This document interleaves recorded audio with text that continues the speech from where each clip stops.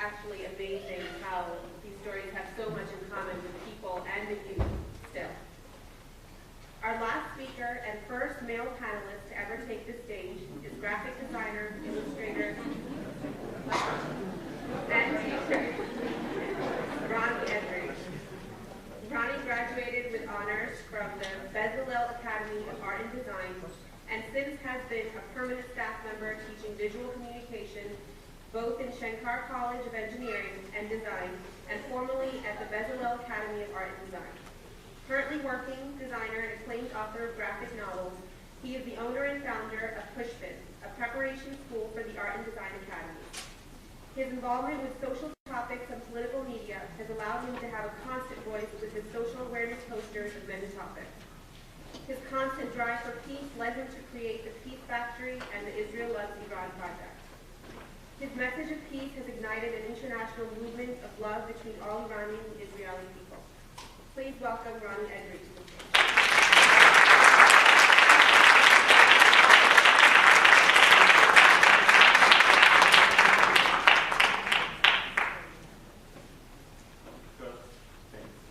I have to try to connect my slides. So, just a second. My wife always says that I'm well connected to my feminine side.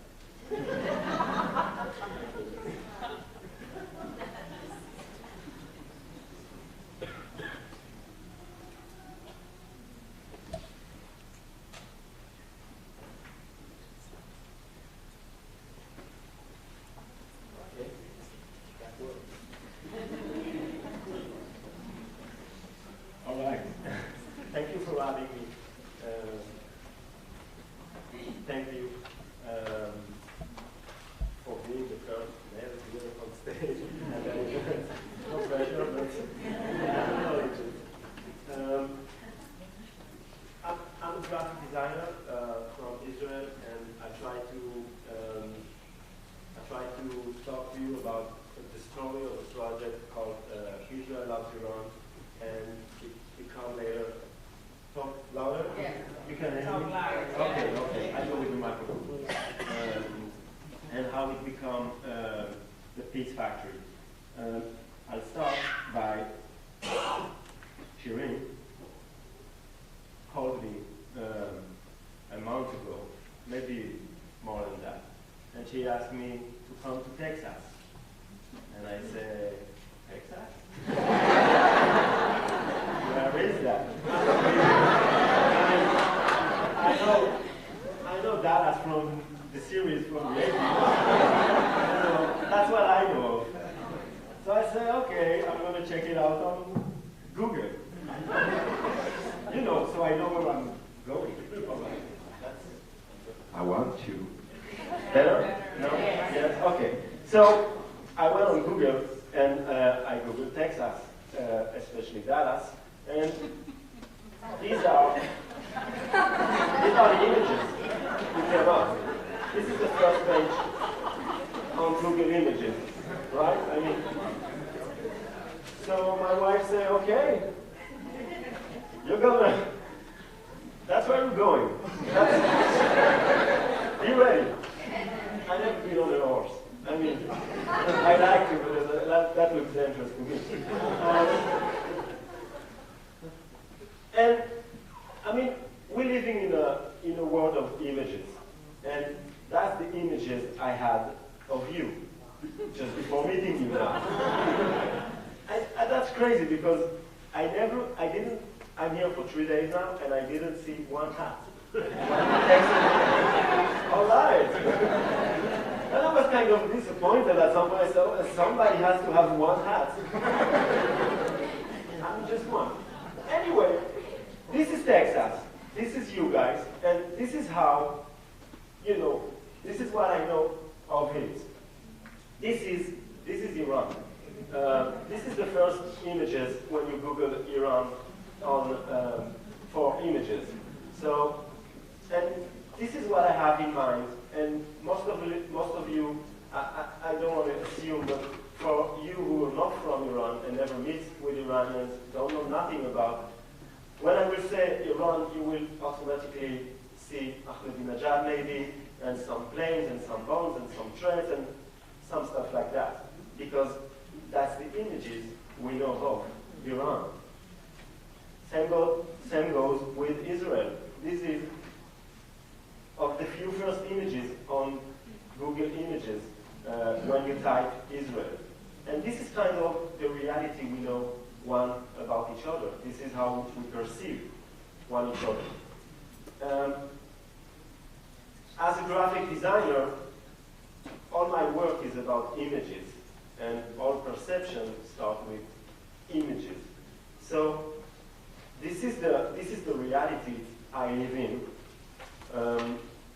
Just to give you a scale for where I'm coming from, again, this is you in the middle of that big, huge country called the United States.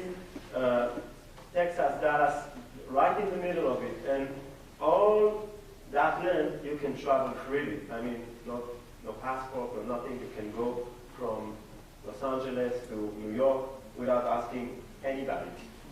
That's nice. I mean,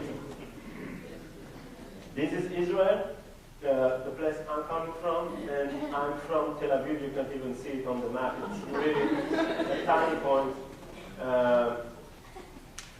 And for me, for people like you living in Palestine, it's impossible to travel. You can go nowhere. I cannot even enter Palestine, what we're calling now, the West Bank. I can go there. I have some friends from Facebook. I can talk to them. It's like 10 minutes with a car to go to Palestine, and I cannot enter that area. Obviously, I cannot go. I can go to Jordan. I can go, but it's dangerous, so most of us won't do it. I can go to Egypt. Again, it's possible, but we won't do it. And no way I can go to Iraq, Iran, Syria, Lebanon. The borders are closed. I mean, it's closed.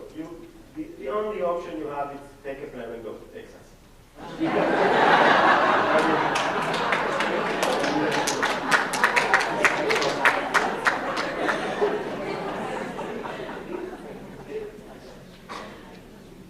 So, in that, I don't know, in that world, we also have war coming. Every 10 years, that's the statistic, we had war in Israel. And now for more than 10 years, and it's becoming really, intense. You have it now here in the States too. We have that war coming with Iran. And it's really a huge pressure, because living in that small country, you can feel it, really. You can feel it coming. And it's not like, living in Dallas and having the opportunity of going anywhere you like. It's really stressing you. Especially when you have kids, you're becoming like, okay, I'm going to go take my bag and flew the area before it's coming. So, that said, I wanted to say something about what I'm feeling. And, I'm really skeptical, and I'm really not, I step in the peace process, in the peacemaking by accident. I really wanted to try something new. And so I go with the green and pink and the heart, and I say, let's try to say something nice to the other side for once, just because in my mind, despite the images that I know of, I don't know any Iranian, never met one of them ever, never met, don't know nothing. This is crazy. We have a war coming with Iran, and I never met one of them. So let's try to say something. And the idea was to try, like the song, to see if they love the children too. That was the idea. So I made that poster in a day, and I posted on my Facebook page. And I say, okay, this is my message in the bottle, and let's see where it goes.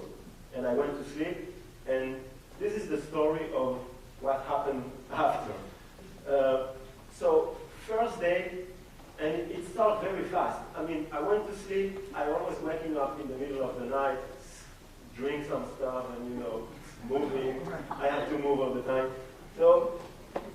up and I go to the computer and I see all these red dots on Facebook, which I never had before, because most of the time it's just, you know, a few friends telling me, dude, that's nice, but not that nice. And now I have people from Iran talking to me. And it's really crazy, I mean, as an Israeli, because in Israel we're not talking with people from Iran. There is no communication. You can't dial a phone. You can take a phone and dial to Iran directly. And in Israel we have a big community of Persian people who live in Israel and have family in Iran. They can't call them. They have to go through internet, stuff like that. You can't send mail to Iran. There is no communication. It's like two different worlds. And now I have Iranians, I mean, few hours later, I was posting one poster, and a few hours later, I have Iranians telling me, we've seen your poster, and we want to thank you for that, and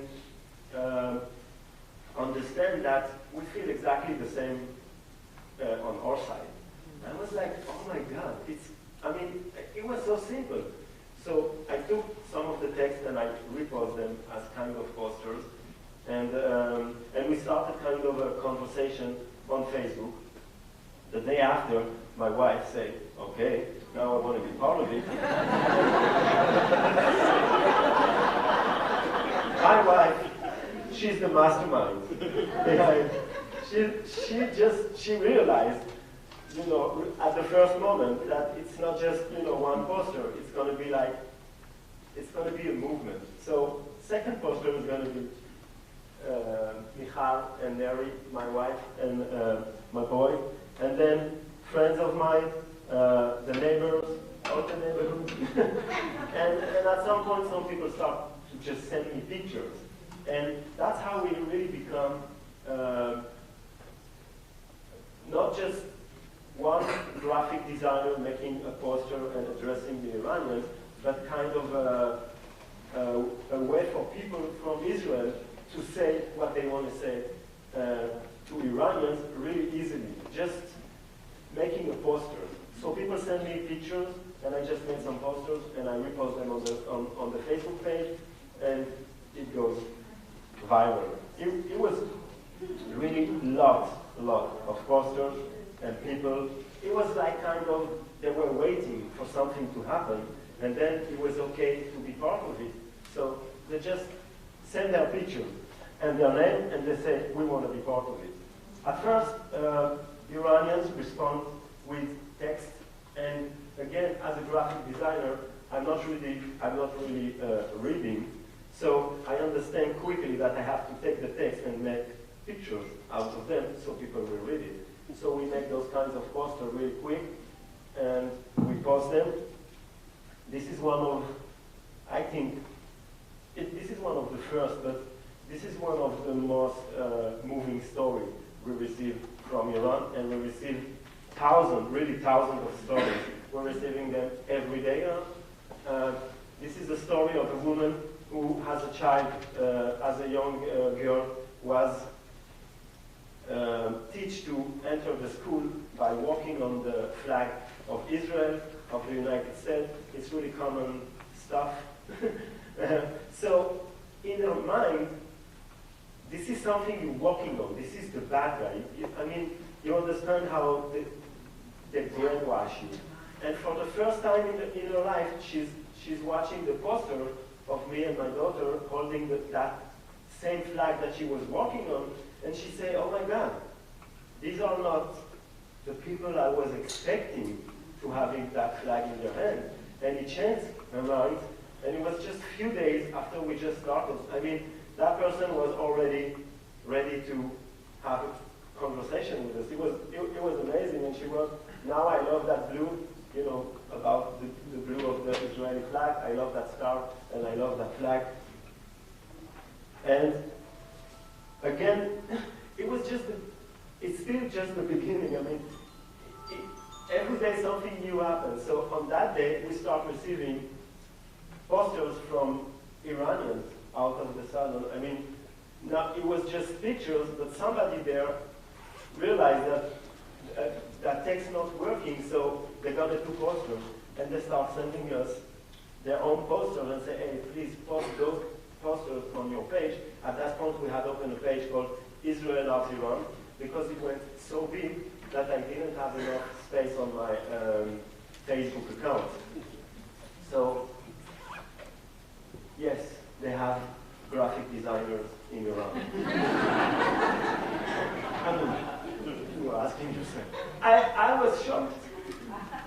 I mean, because that's exactly the kind of small stuff that you're not expecting from the enemy. You're expecting to be like, ready to kill you. And now you're realizing that they know how to use Helvetica. And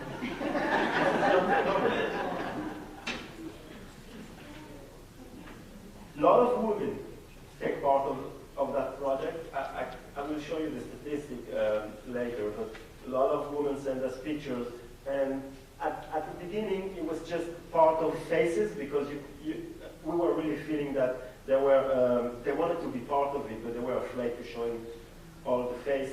So they try their best, and they send these kinds of pictures. This is my living room at that time. This is how it was looking. Just a few friends of mine come and help me to make that happen. We were receiving hundreds, thousands of pictures and of stories, and we tried to report them. And at some point, it became really, I don't know, crazy. We actually, really actually had CNN knocking on the door and say, hey, can we interview you? And there was a line of media waiting to talk about that story that was happening in the Middle East, because for the first time, they have good news to talk about, you know. So they say, okay, let's try that. And so they sent those good news out of the Middle East, and it was really news for them. And it was really everybody. Not just CNN, but the Germans, the Chinese, the Serbians, the Australians, the French, what, you name it, they came and they say, hey, can we have a piece of that nice story? And to me, the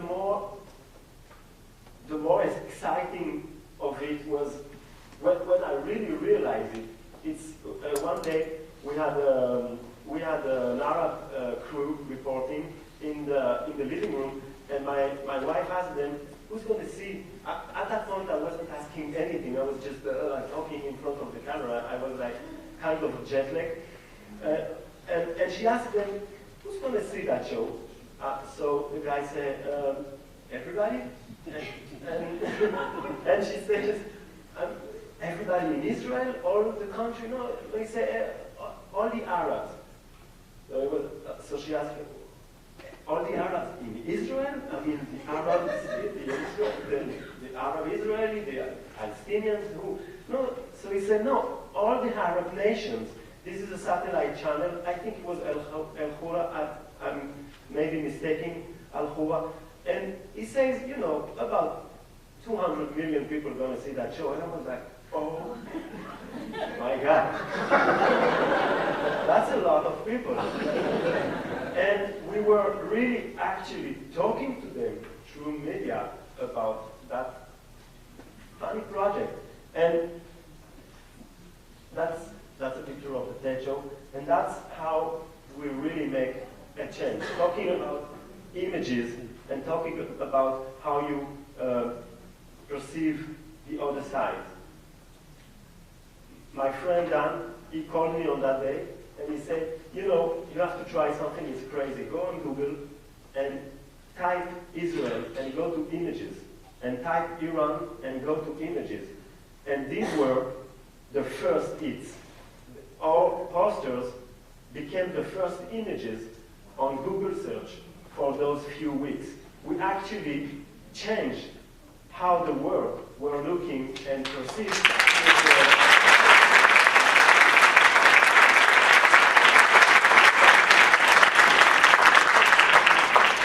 It actually worked, and we didn't do nothing special. We just make posters and post them on Facebook, and that's how it works. If it's a solid a solid idea, a solid story.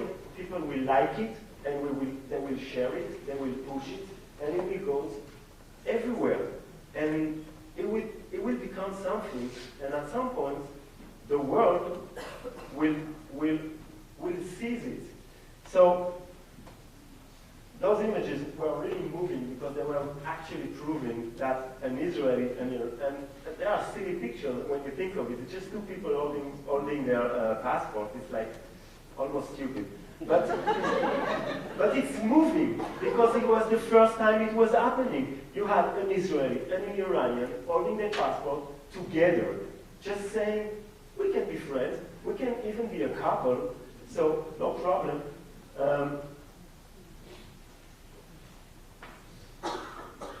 We received hundreds of people holding the passport. It was crazy. It became like a trend of find an Iranian and hold the passport with him. It was like people were playing a game. This is a nice couple. I really like that image because it's so simple. And if you don't know the context, it's just, a young couple. But the fact that she's an Israeli and he's an Iranian, that changed everything. That makes it like gold. Because suddenly, it's okay, it's possible, it's no problem, So we keep on doing those kinds of projects that I call graphic design project, because that's what I know, that's what I do for a living. I'm a graphic designer, so we started with images. We keep on working with images, and we make that funny, project called Coffee with the Enemy, or Coffee with You. That again, really stupid story, but so we ask people to send us on Facebook their image of having coffee. So you have here, this is Majid, and he's sitting in his living room in Tehran, and he's having a coffee, and he's sending me his picture. So I took a picture in my living room trying to match the, and we make kind of a collage that proves that, virtually we can have a coffee. And the next step is it's going to happen. But first we can cheat, and make those virtual coffee together. So we had, again, a lot of people sending us, we had weird images of people drinking coffee like that, but we tried to get the best of them and making those images who were trying to prove that we can meet, even if it's on the virtual level. And again, crazy stuff happens. That same Majid, who were living in Iran at that time, and he was the first one who really understand that it's not just Israel loves Iran. So he opened a page, a few weeks after we started, he opened a page called 2 minutes? My God.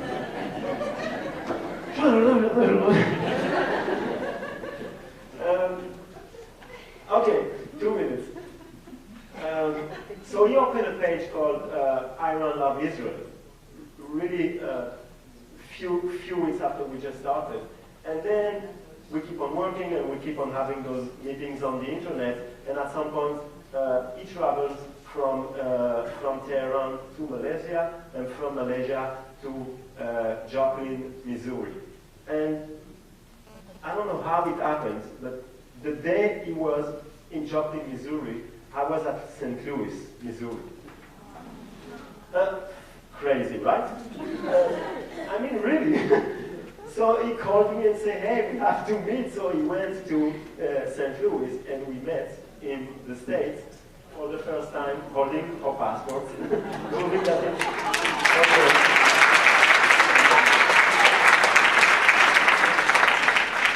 this is my wife and his wife, and this is the whole gang sitting together. Really moving stuff. I met a lot of people who opened new pages. This is a meeting we had in Germany with Juju. She's from Palestine, and she opened a page called Palestine of Israel. We have a page by Noah who's called Israel of Palestine. And This is me with Shahrukh. He's a great, he's an Iranian dancer, everybody knows it. I'm finishing.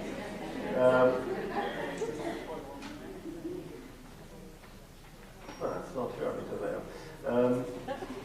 So I'm gonna just, rolling up to the end and to the important stuff. This what happened after 1 year of just, starting with posters and some images. I opened the page on the up left called Israel Loves Iran, and then we opened a page called The Peace Factory, which tried to organize all those pages that you can see. All those pages were opened just by random people who decide to take part in it. And they opened a page called, Palestine love Israel, Lebanon love Israel. I have a great, she's a girl, she's living in the Dahya, in the middle of that crazy place in Lebanon. And she's a Palestinian refugee. She's coming from a Palestinian refugee family. And she opened, living in, you have to understand the courage of this girl. She's living in Lebanon, and she opened a page called Lebanon Love Israel. Are you crazy? You want to get shot? It's easy for me because I'm living in Israel, and it's a democracy. It's easy for me.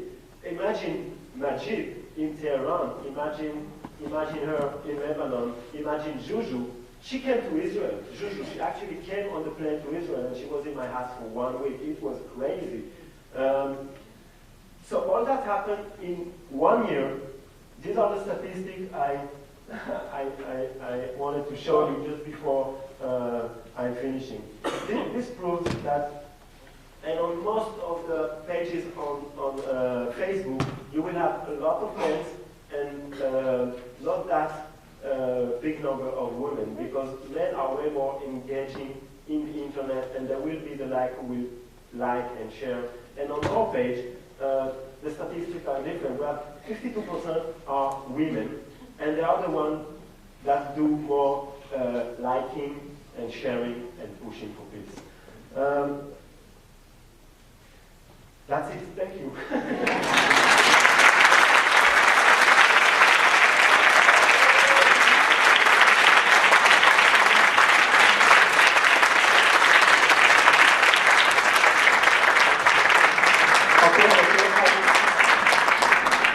I said that's it, but I forgot the last part of it, and that's the part that I give you hearts, and that's the part you're taking part of the process. I will just take an image of you holding those hearts in your hands, and I will send it on the page with the words, Texas, Dallas, send this place to the Middle East. So if you like, just to. And then I'm good. Okay. Say cheese. Cheese. All right. Thank you, guys.